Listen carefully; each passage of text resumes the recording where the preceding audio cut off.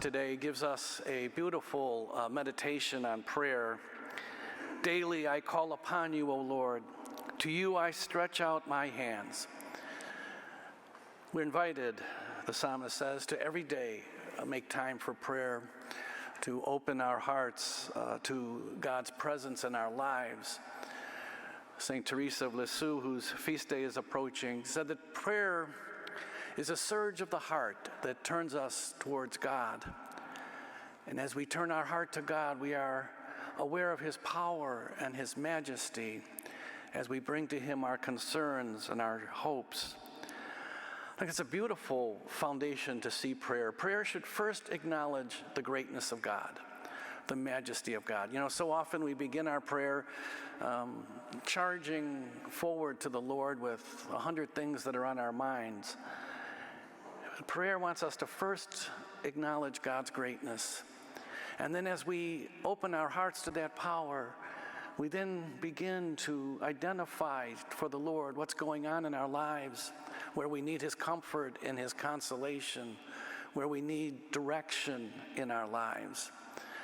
Prayer is, as the Catholic Catechism often says, is so often complicated by distractions. You know, I often hear people when they come to confession, they'll say, Father, I try so hard just at Mass, but all of a sudden my mind takes me far, far, far away from what's happening in the sanctuary.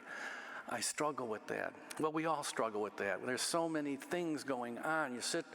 Our days are so busy that when you have a couple of moments of silence, you can feel these waves of issues or things I got to get done today or places I have to go this afternoon or decisions I need to make that, again, we find ourselves drifting away from the power of prayer.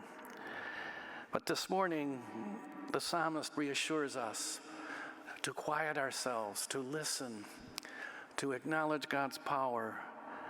But I, O Lord, cry out to you with my morning prayer. I wait upon you. Thank you for joining us for this celebration of the Mass. This virtual Mass is broadcast to hundreds of people every day of the week. You know, over 100 years ago, the very first celebrations of the Mass took place on the second floor of the Glenview Public House. It's been inconceivable that 100 years later, we would be reaching so many people all over the world through this technology. If you'd like to support the ongoing broadcasts of OLPH's Masses, please go to our website, go to Give Central, and you'd be able to support the ongoing outreach of this virtual ministry. Thank you for your support. Most of all, thank you for joining us in prayer. God bless you.